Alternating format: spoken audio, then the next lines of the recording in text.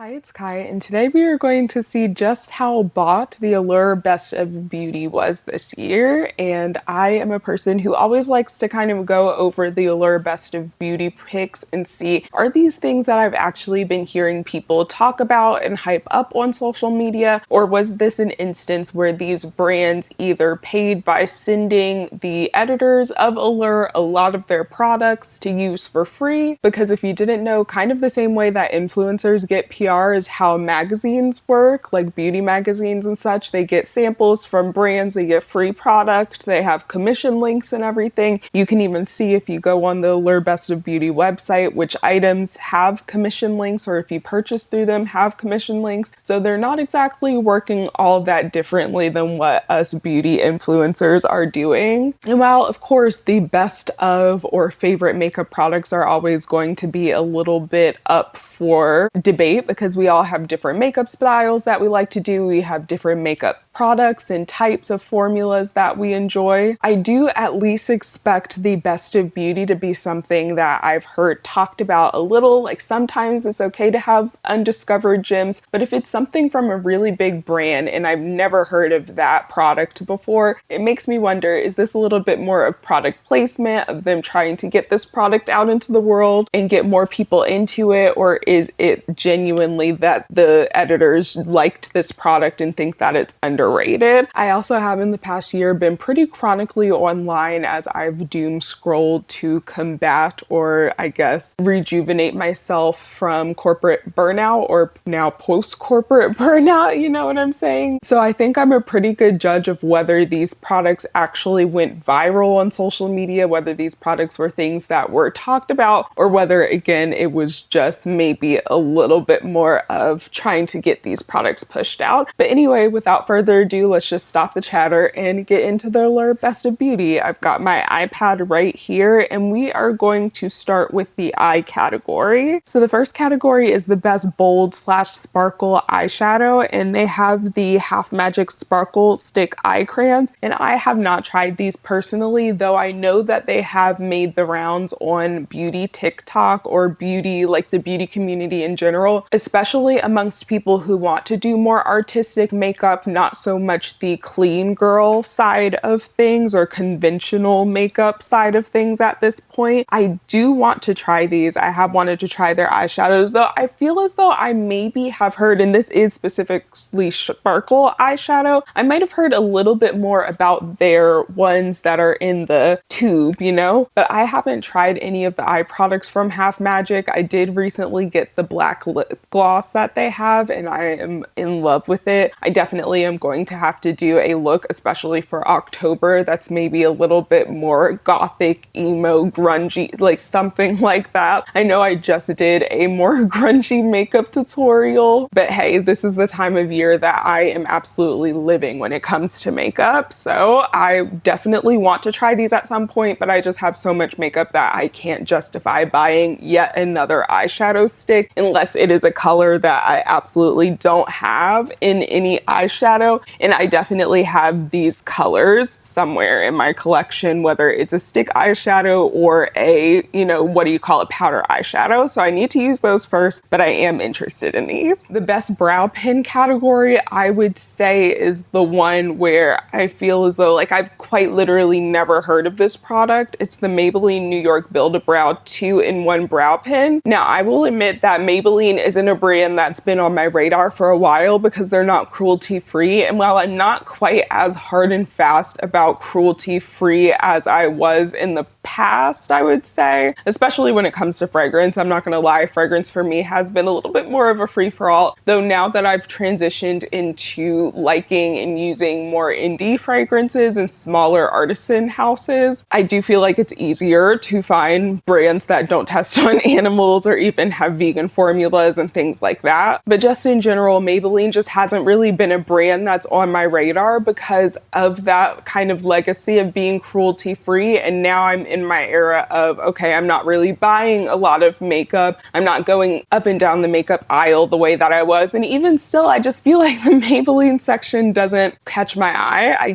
can't really tell you what else that's about. But I also can't say that I've heard anyone else talk about this brow pen. Again, it could just be bias or confirmation bias, I think that is. You know, my FYP isn't showing me a lot of Maybelline, but of the Maybelline products that have come across my feed, that isn't one of them. To be fair though, I don't really know what a lot of people are using for brows these days because I just use clear brow gel. I know a lot of people use e.l.f. because it's affordable, NYX. I feel like there's still a fairly good amount of people who are loyal to ABH brow products. Benefit brow products still have a pretty good cult following, but I'm just gonna be honest, I haven't heard anything about this Maybelline brow pencil. So if you have, please let the rest of us know how you like it, whether you think it's a good product. It looks like one that has a pen on one side and then the clear gel on the other side. So it could be a good little combo product. Then the best gel eyeliner is the Clinique High Impact Gel Tech Eyeliner. And this is one where I can't say necessarily that I don't see this being a favorite for people. I feel like this is where there might be a little bit of a divide between the beauty community, like maybe younger people in the beauty community versus some older people in the community, because I feel as though younger people, especially in the clean girl makeup even, because I feel like younger people, definitely not the like artistic girls. I don't feel like the artistic makeup girls have touched Clinique with a 10-foot pole in a really long time. I feel like the last time people were really excited about Clinique as a whole outside of Black Honey was when they came out with those blushes. They were like a flower shaped one. If you were there, you might, and they might still have them. I just haven't, again, checked for them in quite a long time because they're just not really my speed. I find the products to be a little bit boring. However, I know a lot of older women, especially those with more sensitive skin,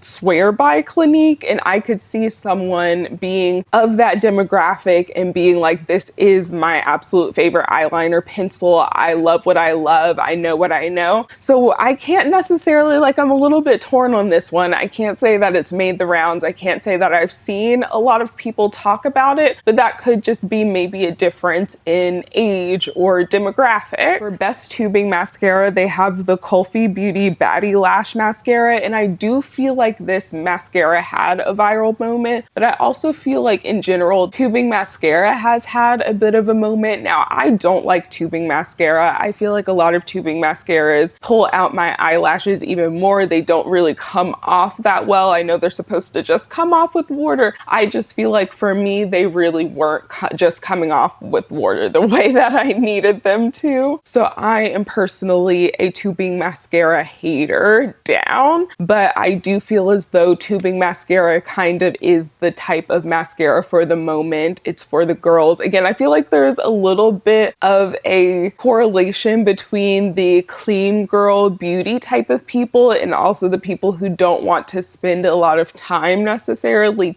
doing and taking off their makeup. It's more of like, I feel like clean girl beauty is more of functional. Not saying that the makeup that you do that's more bright and colorful can't be functional, because I know that it is for me, but I feel like that's more the people who view makeup as functional, as a certain routine or an aspect of themselves that they have to put forward into the world versus viewing it as a more artistic endeavor, I guess. I don't know if that makes any sense, but I feel like, again, there is a little bit of a correlation between the people who wear clean girl beauty and also the ones who want to take off their makeup as quickly as possible. So again, this is one that I could see. Then the best clear brow gel category is the Got to Be Glued 201 Brow and Edge Gel. And this one I know has gone viral, especially over on Black Beauty TikTok. When this came out, the girls were all about it. Admittedly, it is on my wish list personally. Once I finish the brow gels that I have two, the e.l.f. one, and then a little mini size of the Patrick Ta one from the birthday holiday set. I think it was from Sephora last year. But once I finish those two, this is the top, one of the top, if not the top of my wish list. It's also only $8 at Ulta. I feel like that's actually a pretty darn good deal for brow gel these days. For the best neutral pencil eyeliner, there are the Makeup Forever Artist Color Pencils, which Makeup Forever, it's just another brand that I haven't really looked at a lot. Admittedly, in the past, I would say year to year and a half, I have not shopped in, so it may be even 2 years, honestly. I haven't shopped at Sephora quite as much, and it's not necessarily because I don't like the products there or there's brands that I don't like, but a lot of those products I can find at Ulta, and I feel like Ulta has a lot better of a point system. So I do a lot more of my beauty shopping, in addition to the fact that they also have the low end and also some really cool indie brands. Ulta just has kind of been my place personally. I am and probably will always be an Ulta girl. Like I had an Ulta account or started an Ulta account before I had a Sephora one, and Ulta was just the beauty store that I wanted to go to. Sephora was cool, I guess, the first times that I was going there, but as I started going more, I was just kind of like, well, so many of the lower end or indie products are similar, especially now. I feel like we're getting to the point where a lot of the formulas across the drugstore, high-end luxury, indie, the quality is starting to become, you know, more like the middle of the bell curve. Everything is closer. Like we don't really have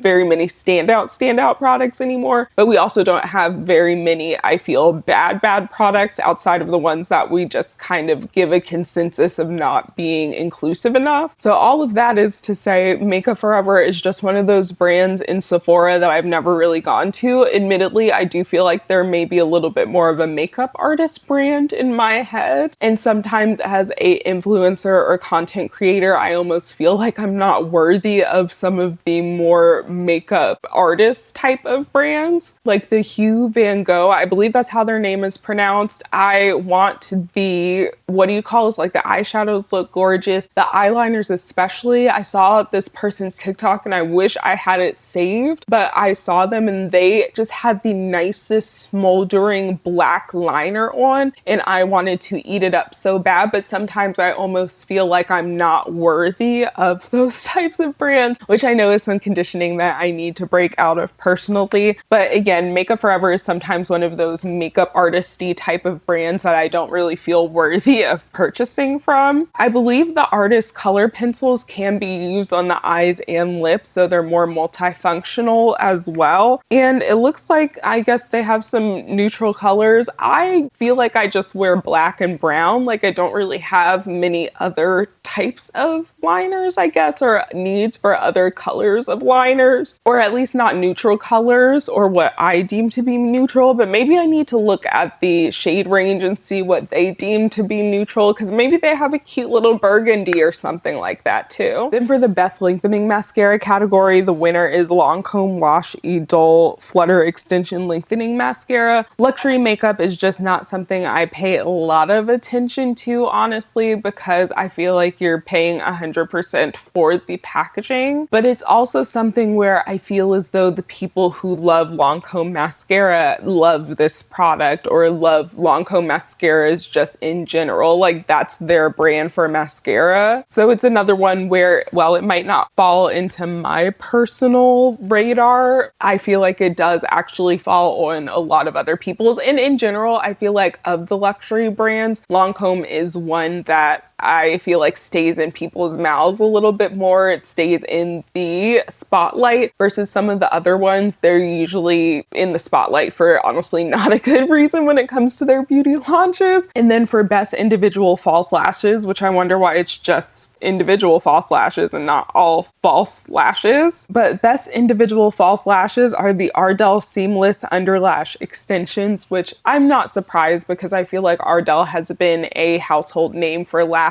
for a really long time. I know I don't really wear lashes very much anymore, but I still have some Ardell ones, and if I needed some in a pinch, I would probably go towards either Kiss or Ardell. I personally am a little bit more of a Kiss girl. I like the band on them. The last time I tried Ardell lashes, and I'm specifically talking about strip or even 3/4 lashes, but the last time that I tried Ardell ones, I feel like the lash band was a little bit flat for what I need for my lash line. So I don't necessarily not expect Ardell to be in the conversation or at the forefront, though I feel as though I hear a little bit more about Kiss, and I've always had a personal sway towards the Kiss ones. Okay, they definitely had more winners, and I feel like the way that they had it set out was a little bit confusing. For best waterproof mascara is the Gen C Spectator Sport Mascara. I have not heard about that at all. I've never heard of the brand Gen C. It is from Credo Beauty, so it seems to be a little bit more in that clean beauty type of vibe, but I, again, personally have never heard of that brand. For best volumizing mascara, it is the Dior Show Over Volume Mascara. Again,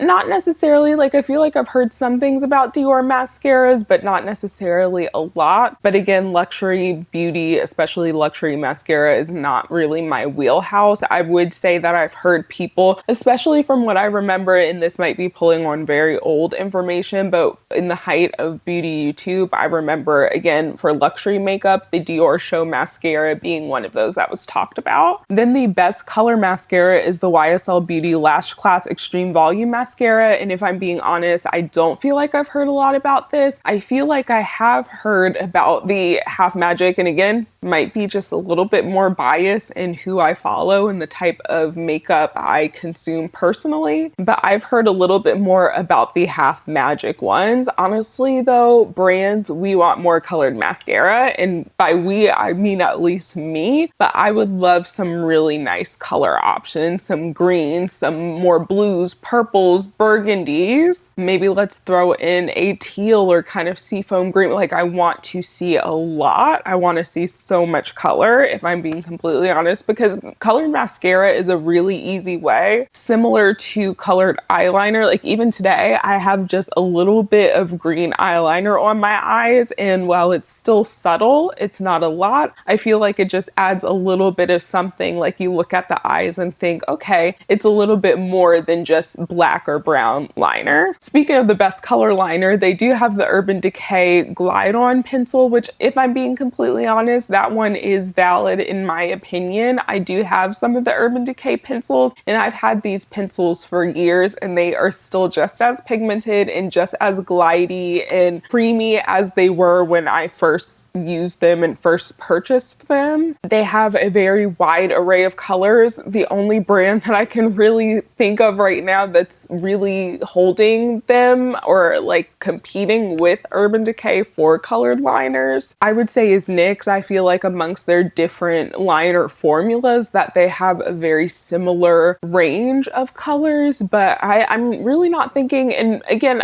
Half Magic, do they have eyeliners? I don't know if I've seen them with liners. I'm sure they would have some colorful ones, but I just feel like not a lot of brands are doing color the way, at least in eyeliners, the way that Urban Decay does. That is probably the one part of their brand that is keeping them maybe a little bit afloat at this point, especially with the whole, what is it, the all-nighter spray fiasco, all of that drama. Honestly, that was so much. Anyway, for best black liquid liner, it's the Lisa Eldridge Kitten Flick liquid eyeliner. I have heard of Lisa Eldridge, but I can't necessarily say that I've heard anything remarkable either way about Lisa Eldridge, if I'm being completely honest. So I don't remember or think of this one as being something that really a lot of people were using and clamoring to use. But you know, I'm always open to being wrong. For the best tinted brow gel, they have the Anastasia Volumizing Tinted Brow Gel, which is again something that I think is 100% plausible. ABH brow products are probably what is keeping their brand afloat at this point, because every other time I've heard of them recently, it's not really good things. The best brow powder is the Joey Healy Luxe Brow Powder. I mean, I feel like brow powder is something that a very niche group of people still use at this point, outside of like makeup artists who are using it more to mix tones and all of that type of thing. I just feel as though on the day-to-day, people aren't really using brow powder products like that. And I have also never heard of Joey Healy in my life. It says they're available on Amazon. Again, have never heard of that brand in my life. Best brow pen, Benefit Cosmetics Mighty Fine Brow Pen. So like I said, I definitely expected the Benefit product products to be in here. So I don't think I am as out of touch with what the beauty community at large is still using. Maybe just different products have sprouted up in different places, but that is one that I can definitely believe that a lot of people still has as their favorite. There's also the Best Brow Pencil being the Glossier Boy Brow Art. So they had two Best Brow Pen winners. One was the Maybelline and one was the Benefit one. Okay. Anyway, they have for Best Brow Pencil the Glossier Boy Brow Arch, which I'm not sure that I've heard a lot about that product in particular, though I feel like Glossier, outside of some of their last few recent launches, I feel like they had kind of had the hype around them die down quite a bit. I do feel like their new blush launch might revive them a little bit, and I have to say there are a few colors that even I am just like,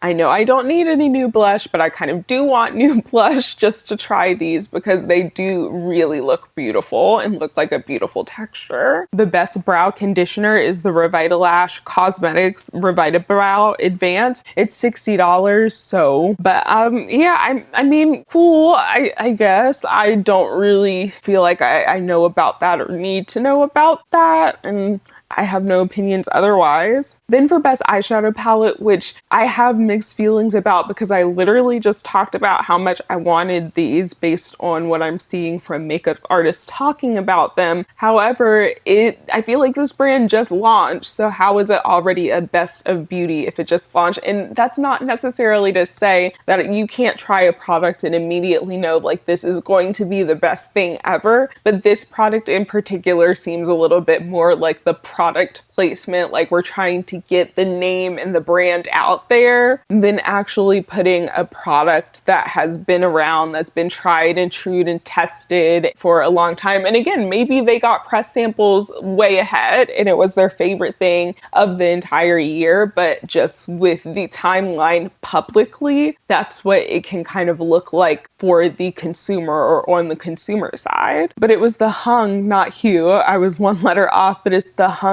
Van Gogh, but it's their Color Story eyeshadow palette. And again, the Color Story looks beautiful, and I know I probably have this Color Story or similar colors, definitely have them in my collection somewhere, but I've just seen how beautiful they look on the eyes and it kind of makes me want them. Then for Best Eyeshadow Stick, it's the Ilia Beauty Eye Stylist Shadow Stick. I'm gonna be honest, of all of the Ilia Beauty products I've heard of, and I do feel as though Ilia is a brand that kind of had some movement with it, especially with, I would say, the beginnings of the clean girl beauty era, but I haven't really heard a lot of noise from them in a while. I have seen a lot of advertisements for these eyeshadow sticks, but I haven't really seen anyone talk about it being their favorite or put it in a favorites video. So it's one that just seems to me like trying to push the product. I just feel like there's other brands of eyeshadows I've heard a little bit more of. Then for Best Liquid Eyeshadow, it's the Danessa Myricks Beauty Twin Flames Multichrome, which honestly is one that I have heard a lot about, especially in the more artistic side of beauty. Though I feel like Danessa Myricks is a brand that is generally liked by people across the spectrum. I don't feel like I hear a lot of people speak negatively about her products, and I'm one that has enjoyed the products that I've tried. For Best Strip False Lashes, it's an OG that literally felt like, when I read it, waking up a sleeper agent, the House of Lashes. I don't know, I guess because I don't really do lashes myself anymore, I'm not keeping up with what brands are popular, but House of Lashes, I just remember everyone being like, House of Lashes,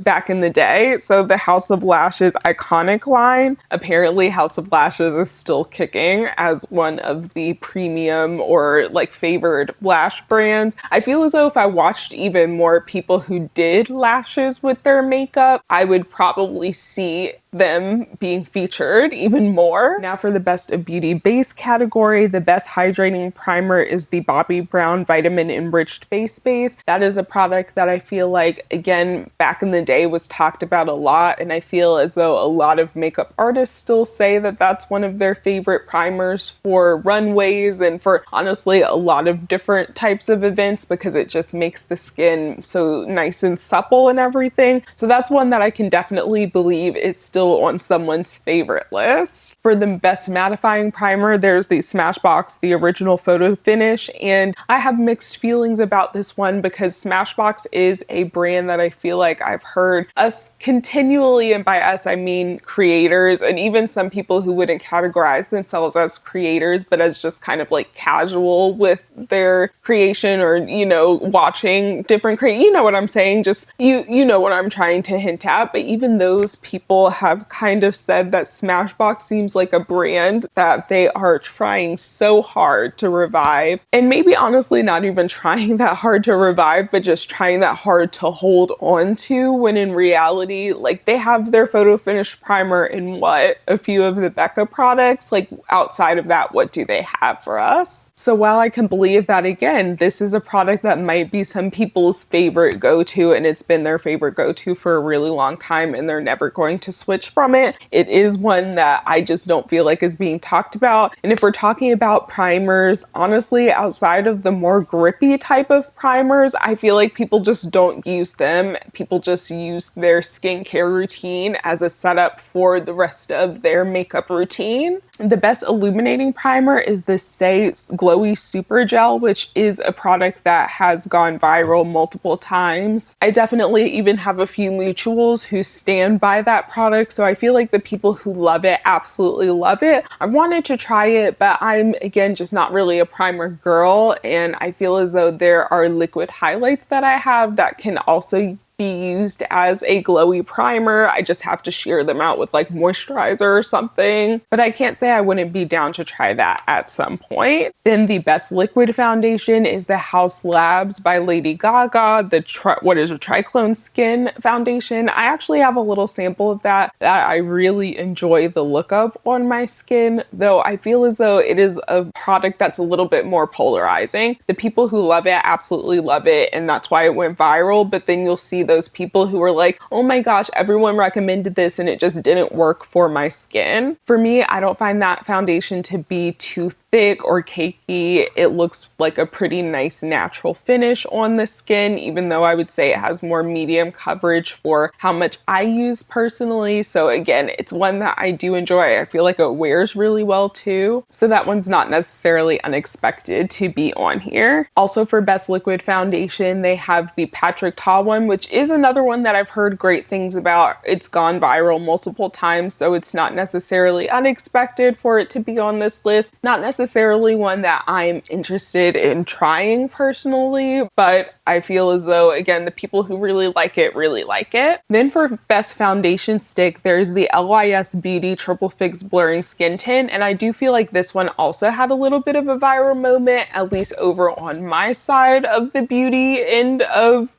places. It is one that has been on my wish list to try, but as you guys know, I'm really in my project panning era. I'm in my trying to consume less and not just buy and try. So I am not really buying any makeup to try out or to review or things like that. If it gets sent to me, then that's one thing, but I'm trying to make an active decision outside of that black gloss because I don't have any other black glosses, so I was able to justify that. But I don't need any more foundations. I don't need any more concealers. I don't, just need any more products until I finish up some of what I have. For best skin tint, they have the Kylie Cosmetics skin tint, and I do feel as though it had a viral moment because I remember so many people on my timeline being surprised by it, actually. We have to admit, Kylie Cosmetics has fallen off, and I've personally never really kept up with them. I don't really keep up with the Kardashians at all. That is just a personal choice. Never really liked them, never really liked keeping up with their Kardashians, just didn't really like it, if I'm being completely honest. Even I think last year when Kylie Cosmetics came out with their, their fragrance, they had reached out to me to review that, and I just left them on red because I was like, I didn't even accept the DM. It's like still technically sitting in the request section, but it's just because I was like, I don't really want to have any personal affiliation with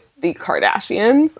I just don't. However, again, I do feel as though this one had its little viral moment. I heard a lot of people talking about it. The next one genuinely kind of has me like, I know you're fucking lying, because the best skin tint with SPF is listed as the Win Beauty by Serena Williams skin tint. And I'm not saying I know you fucking lying as in this is a bad product and it shouldn't be on here, but I am saying that as someone who recently has seen so many videos talking about, hey, these were good products, but no one was talking about them. So it makes me wonder, why wait until now to like say, like, I don't feel like I've even heard or seen Allure in any of their, things that I've seen them put out outside of the Best of Beauty. I don't feel like they have been making any noise about this. And it is one that, since it's like on super clearance, I've thought about purchasing despite not needing any more foundations or anything, but I kind of do want something from the Serena Beauty line. I know for me, it wasn't necessarily the lack of knowing about it or the lack of advertising, though I do think those contributed to its demise overall. For me, it was just the fact that, again, I'm in this era of not really wanting to purchase a lot of makeup, and the makeup that they had were in categories that I just have so many products in outside of the mascara category, but they have a tubing mascara, which I don't like tubing mascara. So of course I was like, I'm gonna stay away from that. While I'm glad to see them get their flowers, because I feel as though I haven't heard bad things about them, it just feels as though it's almost too little too late. I know where some of the breakdown came from, but it's like, why now when it's 70% off,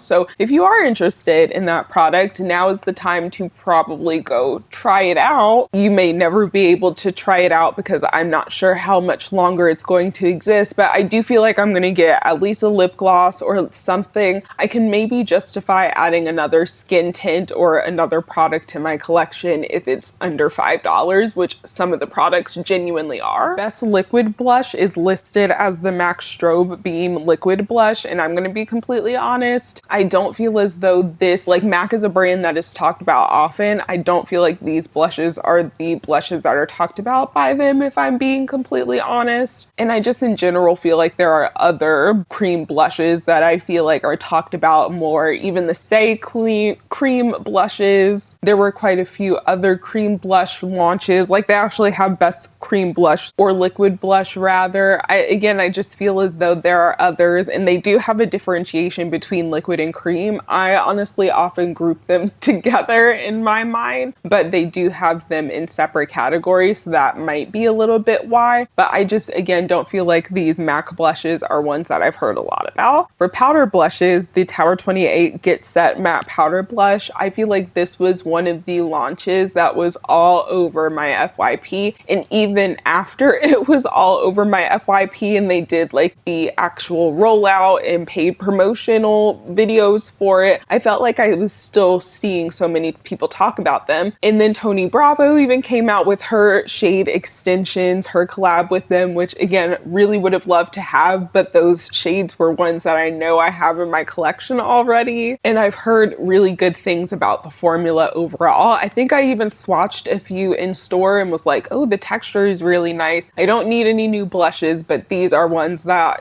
I'll put on my mental wish list for when I am done with some of my blushes. I'm coming close to finishing one blush, so honestly, not doing that bad, but I do have to do a project pan update. Oh my gosh, I know I have to film that. Anywho, without getting too off track, that is one that I can believe is actually a best of the year because I have heard so much hype about it and have heard people just in general loving it. Like, even the Tony Bravo collab specifically, the way that I saw people's videos about it popping up on my FYP and all of that, it genuinely made me think of the 2016 times of beauty brand collaborations and influencer collaborations where people were just like, oh my gosh, I need to get this. And I just feel as though we don't really have as many of those moments in the beauty community anymore. Moving on, for best cream blush, they have the Rare Beauty Soft Pinch Matte Bouncy Blush. Honestly, even for liquid blush, I would say I still hear more about the Rare Beauty blushes, and they're always dropping new shades of those. Rare Beauty took the spot of best cream blush, and this is a cream blush launch that I did hear a lot about. Do I feel like the hype kind of died down on it after the initial wave, yes, but there were also a lot of cream blush launches this year and a lot of blush launches in general, so that could be part of the reason why. The best multi-use stick is the NARS The Multiple, and part of me is just like, I'm trying to think of other brands that like market their sticks specifically as multi-use sticks. There's only one that I can think of, and they are a kind of, I don't want to say they're a MAGA brand because they're literally Canadian, but one of their owners was pictured at one point in a red hat, if you know what I'm saying. So,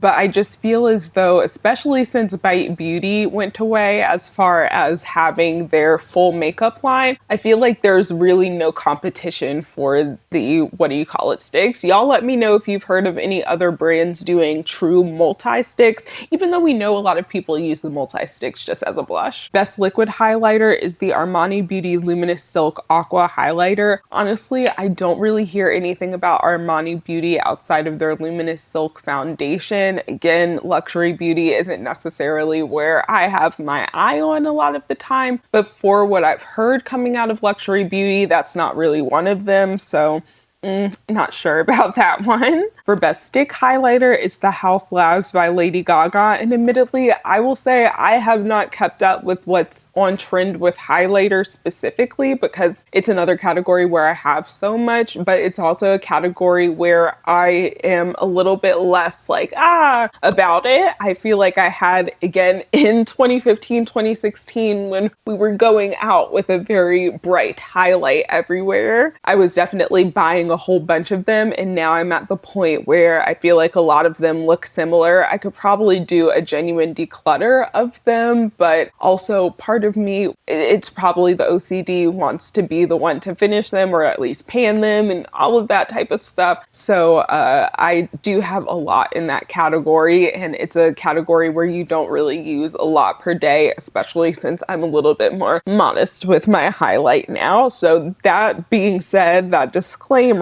I feel like I've maybe heard about the House Labs ones a little bit, but I don't really know that much about them. Best cream highlighter is the KJH brand Hyper Shine Light Pigment, which is Katie Jane Hughes' brand. Again, a makeup brand made by a makeup artist, and I do want to try things from there. Again, getting out of my head of being like, oh, you're not worthy of trying makeup brand makeup or like makeup artist brand makeup. I do feel like the brand is fairly new, so I haven't heard a lot about it yet. I, again, do want to try it because I did see when it was launched, since I follow Katie and I like watch her tutorials and everything and learn about technique, because I do really like watching other makeup artists for technique and ideas and stuff like that. While I think there are a whole bunch of very talented self-taught people, I think I'm pretty talented with my makeup for being self-taught with it. I feel like the only reason I got here is from watching a lot of the trained makeup artists, because even when I was watching some other influencers early on in the day, I wasn't getting it. It wasn't always hitting. There were some looks that were like, yes, but there were more often looks that I look back on and I'm just like, I should delete this picture, but I don't want to. Anywho, I do think the brand is a little bit newer, so this might be a little bit more of a marketing push type of thing, but I don't necessarily hate it. For best powder highlight, they have listed the Rare Beauty Positive Light Silky Touch Highlighter, and if I'm being honest, I feel like what I've heard about this one is not very good. I feel like the reviews that I've seen said that it is a little bit chunky and chalky, so I'm not sure if the tide shifted on that one or not, but again, it's maybe one that is from a reputable brand, but they're trying to move more stock of it or get people more into the product rather than it being a standby or best product, or the editors could just really like it and not understand why the rest of the world doesn't. Best loose powder is the Laura Mercier Translucent powder, which now is talc free because everything is moving to this talc freeness. Honestly, I have the old Fenty Beauty powder that has talc in it, and people, the way that they're acting, are making me feel like I should hold on to it for dear life in case I need it in the future, because it might be one of the best powders or only powders left with talc in it after a while. I don't think I've tried the Laura Mercier powder ever, even back in like 2016 Beauty YouTube times, it was definitely one that I wanted to try, but I was always just a little bit skeptical of it on my skin tone, especially before I believe they bought out a deep shade or like other shades of it. So it's not just the translucent one, but there was a time where pretty much every loose powder was just translucent, or it was translucent in a deep shade that was much deeper than my skin tone. I just feel as though I have a lot of powders right now, and Laura Mercier's powder wasn't one that I feel like was ever at the top of my to try list. Again, I might have tried like a baby sample of it, but if I did try it, it was unremarkable. Another one that's a little interesting because I don't remember the reception to this product being particularly positive, but the best pressed powder is e.l.f. Halo Glow powder filter. And I just remember people saying that there was nothing really special about that powder. So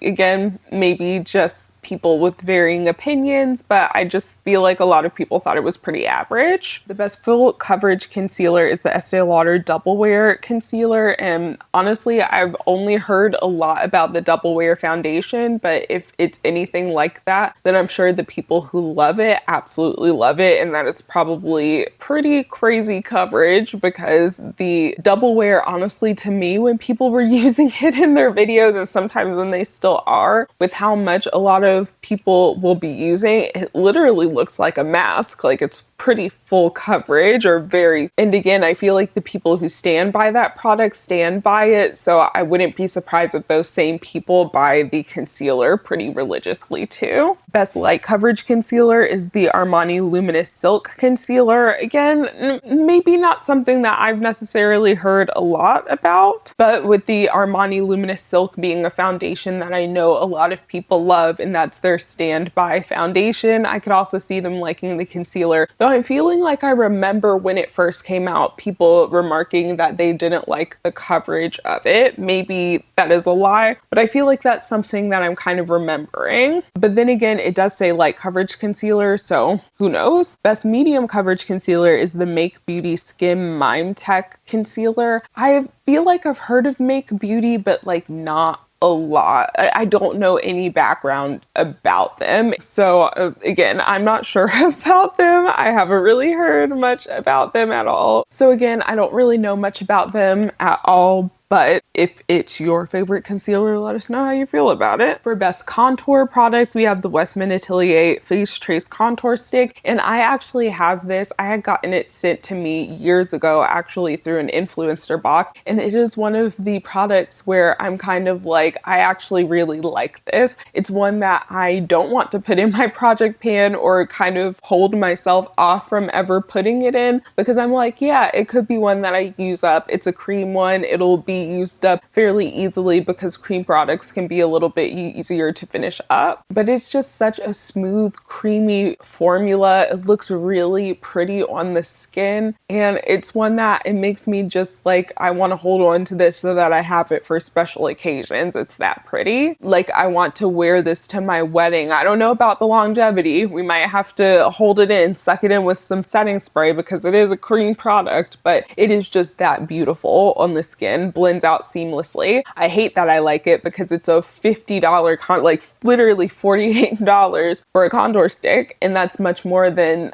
I feel like is computing as proper in my brain. However, I could see myself repurchasing it. Again, I can see myself using that contour stick at my wedding. For best liquid bronzer, there's the Makeup by Mario Soft Sculpt Bronzing Liquid, and if I'm being completely honest, I don't remember much about this product, because I feel as though a common critique of some of the face, and particularly contour and bronzer products of Makeup by Mario, is that they are not very inclusive. The deepest ones are definitely not bronzing or contouring people darker than me, pretty much. So, and even on me, honestly, one of the bronzers I had swatched, I'm pretty sure it's the deepest one I had swatched, it was a little bit questionable even on my skin tone. Granted, it was on my arm, which is a little bit deeper than the rest of my body and my face, but again, it shouldn't be questionable on someone of my skin tone, in my opinion. Then for facial self tanner, we have the Isle of Paradise Self Tan Drops. I've heard very good things about these. Again, a product that I feel like the people who love them use them every day very religiously. I don't feel like I hear about other brands of self tan face drops, and when I do hear about them, I feel like it's people saying they're going back to this one. Best powder bronzer is the Charlotte Tilbury Airbrush Bronzer, which is a bronzer that I've heard a lot of people enjoy, but I also feel like it has a similar issue where some of the critiques I've heard about it is the shade range not being that inclusive. The best cream bronzer is listed as the Merit Bronze Balm Sheer Sculpting Bronzer, and if I'm being honest, I can't remember anything about it. Merit is one of those brands for me, again, that is just like, I don't really clock them at all. The products just don't really seem that interesting to me. And the owner, from what I've heard, has some questionable, thoughts and ideas. So I'm, again, not really checking for them, hardly at all. The best dewy setting spray is the Tier Mask Fit Makeup Fixer. I've heard a lot of good things about Tier in general, outside of the fact that, originally people had some gripes about there's, again, shade ranges. They are a K Beauty, I believe it's K Beauty. They might be C Beauty though. I'm pretty sure they're K Beauty though, because they recently came to Ulta and Ulta bought over a lot of K Beauty brands specifically, I'm pretty sure. So I want to say that they are K Beauty, but if I'm messing that up, I apologize. But I have heard good things about Tier. I actually did try their cushion foundation on my hand and was like, oh, again, another product I could see myself purchasing once I get rid of my backlog of current foundations. I don't know if I've heard anything about the setting spray, though I am intrigued. I'm gonna see if it's on Ulta so that when I finish the current setting sprays I have two. One of them is almost finished and the other one is a mini size anyway, so I'll probably finish that in a couple of weeks. But once those are finished, I definitely will be putting that on my list to try. Another one that is on my list to try, though it is fairly new, so its place on the Best of Beauty, but it could just be that this one is really that good because I feel like it has been stunning a lot of people. I've heard a lot about it, both in PR and people who just went and picked it up on their own. So it could just be a really good product. Sometimes there are those products that are just instant classics for you and you're going to be repurchasing them for a long time to come. But the best mattifying setting spray is listed as the new Danessa Myricks Yummy Skin Liquid Blurring Balm. This one is $36. That's a little expensive. Like, not saying that it's not worth it at all because I've seen what it looks like on the skin, but especially since I am a little bit more of a natural skin dewy girl, I don't know. Maybe we'll do the Tier one unless there's a sale or something, just because that's where my budget is right now. And there's nothing wrong with that. Hey, we gotta pay bills and rent is expensive and groceries are expensive too. So sometimes makeup and how much you can spend on it, or cosmetics just in general, anything, whatever your sweet little treat is, sometimes you gotta cut back on it even if you do need something in a certain category. Like, I need sunscreen, but I don't have to purchase the $35 one each time. You know what I'm saying? It's all about compromise. The next category is lips, and I think we're going to end off on lips. And if you guys want me to do another video with the tools, let's see, they have tools, hair, they have breakthroughs, clean beauty specifically, nails, fragrance, all of that. If you guys want a part 2, then let me know in the comments of this video and I can definitely do a part 2. Or you can let me know if you're following me on any of my other platforms. Just let me know. Would love to see Allure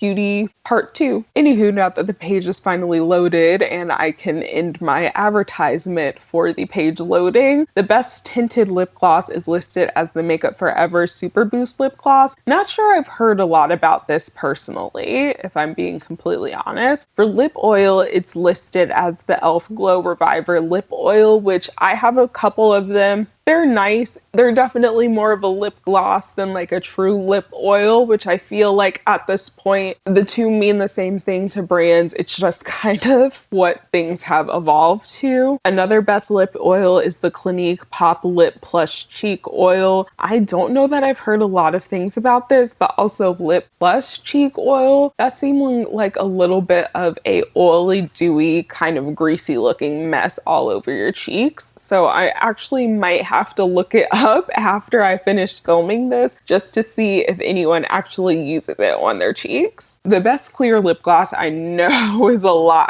Well, not a lie. I can't say it is a lie because again, it could just be the beauty editor's opinions, but I've never heard of Ortega as a brand at all. They have, again, best clear lip gloss as the Ortega Liquid Icon Hyper Gloss. When I hear of best lip gloss, and again, could be the demographic of people that I follow and am around on the internet, but if I hear clear lip gloss, it's either beauty supply store lip gloss or like the Essence clear gloss. That is the one that I've heard the most hype about probably in years, if I'm being correct, or the Amicole one, which Amicole now does not exist, unfortunately, but those were like or I guess it was a lip oil, but again, basically a gloss. I feel like those are the clear lip products I have heard about. I have never heard of this Ortega brand at all, so if you have heard of it, please let me know. The best lip stain is the Viola FR Lip Nectar, and I actually have two of these. If you'd like to see me do swatches of them or anything like that, I definitely can. I have featured them in some of my get ready with me or like makeup tutorial or shot my stash type of videos, but I don't know that I've really sat down and talked about them specifically or reviewed them. They are nice, but they honestly don't leave that much of a stain behind. I definitely could use a little bit more. Like it gives a almost like juice stain, not even really popsicle lips. I feel like popsicles can even leave behind a little bit more of a stain than these do, but they do have a nice kind of plushy texture on the lips. The two shades that I have, I can't remember, I think it's Batiste and then Poise de Ceinture or something along those lines. I don't speak French, but those two on my skin tone are honestly close enough in color, especially when they wear off, that I don't feel like if you're my skin tone or even deeper, you need both of them. They might show up a little bit different on you if you're lighter complected though. For plumping lip gloss, there is the YSL Love Shine Plumping Lip Oil Gloss, and honestly, I feel as though a lot of people don't talk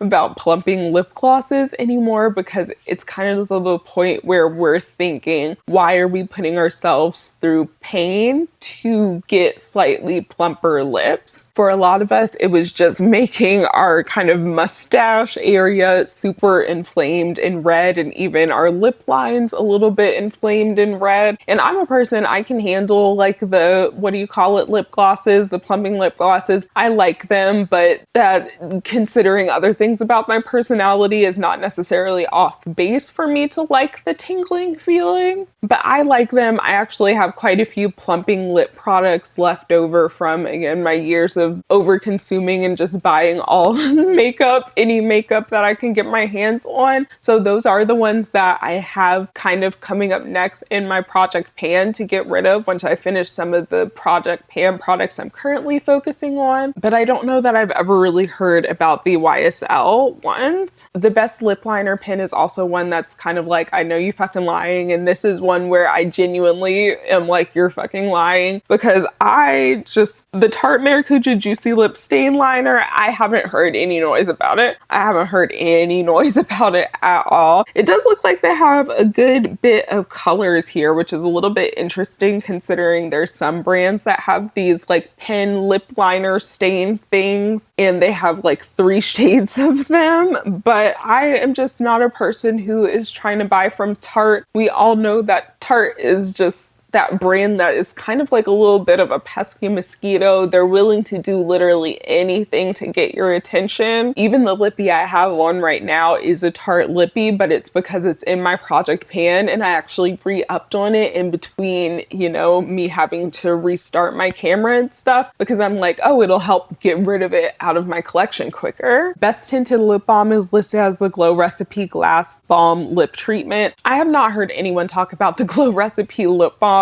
I would say I've heard pretty much about every other lip balm on the market except this one. I did not know this existed before now. And again, maybe this is like, oh, introducing this product to a wider array of people. This should be on more people's radars. But I've heard a lot of great things. Specifically, the Ulla Henriksen one, I think, is the one that I've heard the most good things about. And then I would say like Edium, then topicals. But then topicals also had that thing with with the menthol kind of burning people's lips, which I mean, it's kind of a common thing for that to do, or like it can do, or, you know, it has the mint smell or peppermint in it. I don't know if it's menthol specifically, you know what I'm saying? But they had that whole thing. But I also think they launched some colors without that in it, so that shouldn't do the same thing. You know, there's a lot of lip balms out there. That's all to say, or to wrap it all up, and that's not one of them that I've heard talked about at all. The best lip scrub is the Poppy and Pout Sweet Mint Exfoliating Lip Scrub. I honestly don't feel like I hear a lot of people talking about lip scrubs specifically anymore. I am personally just team get a washcloth, or what I use to wash my makeup, you know, like my little makeup remover towels, and just gently, you know, exfoliate my lips using that. A little bit of physical exfoliation, and that's just kind of been what I've been doing, because I just don't feel like I need a whole separate product of it. I've never heard of Poppy and Pout, but it does seem like a brand that would like specialize in a lip treatment or lip,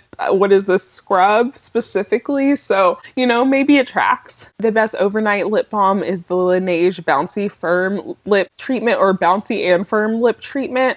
I haven't really tried a lot from Laneige. I remember their original lip sleeping mask. That one I had tried in multiple flavors, but honestly, it's been a while since I've tried any of the Laneige products, specifically any of the lip products. So I don't know what makes that different than the lip sleeping mask exactly, but if it's the same thing, I could see people like that being their favorite and them just kind of converting over to the new packaging or whatever. But again, I don't know. I don't know that I've heard anyone talk about that specifically. For best daytime lip balm, it's the Necessaire the lip balm, and I feel like I remember this launching, but I don't remember anyone reviewing it personally. I don't remember seeing it in PR hauls. I just don't remember seeing it, but I do remember it launching. So I don't know what's up with that, or if it was one of those products that just kind of got lost in the sea of lip balms that we have now. But I've tried some Necessaire products, and there hasn't been anything that I've disliked completely, so I would be open to trying it. The best sheer lipstick is honestly an OG in the community, the Revlon Super Lustrous Glass Shine Balm. And I don't know if these are new or if they're just repackaged, but I haven't really ever purchased Revlon. These look really, really chic though. However, I have to say, Revlon could literally revolutionize, like they could absolutely just uptick back into relevance, because I'll admit Revlon is a brand that I feel like has kind of lost some of its relevance. I feel like an older demographic of people who grew up with Revlon are the ones keeping it afloat, but they're just really not competing with the brands for the younger generation's attention, honestly. However, I feel as though if they brought those Revlon lip butters back immediately, at least those of us who are like millennial slash early Gen Z, we would definitely be on top of those so much. Oh my gosh. I had always wanted to try one of those, but they were discontinued before I was allowed to wear like makeup. And because they looked like a lipstick, I wasn't allowed to get them when I was in middle school and, you know, around that age. But yeah, I wanted one of those so bad. Again, that is literally all Revlon has to do to get themselves to being relevant again. The best lip crayon is the Pat McGrath Labs Dramatique Mega Lip Pencil. And while I hear a lot about Pat McGrath products, I don't know that I hear a lot about that, like even lip products from them. I feel like I hear more about their glosses and lipsticks than I have about these lip pencils. But also Pat McGrath makes really great makeup, so I can't necessarily say that this is a product that wouldn't make someone's favorites. I know some of the eyeshadows have made my favorites, as well as the blush palette that I have. I really love one of the blushes in there. It is just so beautiful. The best cream lipstick is the Valentino Beauty Spike Valentino Buttery Matte.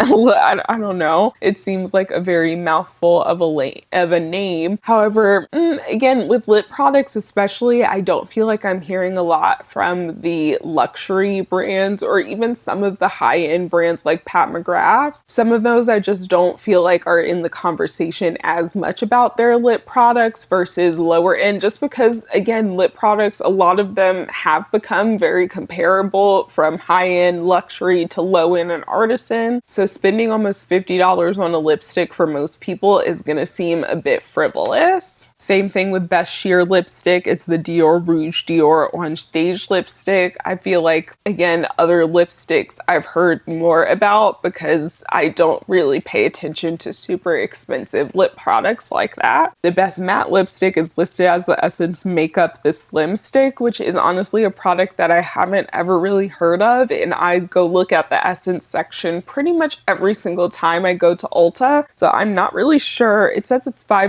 at Ulta Beauty, which is really affordable. I obviously don't need any more lipsticks. However, I'm a little bit like, okay, where did this come from exactly? And then lastly, for best liquid lipstick, it's the Pat McGrath Labs Liquid Lust Legendary Wear Liquid Lipstick. And honestly, I haven't heard a lot about the Pat McGrath liquid lipsticks either. So maybe Pat is trying to push some of the products that are a little bit lesser sought or lesser known, I guess. They're still likely really good products, but maybe just ones that people aren't, again, checking for as much as some of their other, lip products. Anyway, that is all of the Best of Beauty for the eyes, lips, and face categories. Again, if you would like, Hi, I'm being summoned to feed dinner to my cat, so I will have to sign off. But if you guys want a second video of this, then I can film another video with the rest of the categories. But I'm gonna go ahead and sign off and feed my cat so that I don't get yelled at anymore. And I hope this video was insightful or engaging or entertaining for you. I hope you're staying safe and healthy wherever you are when you're watching this, and I'll talk to you guys in the next one.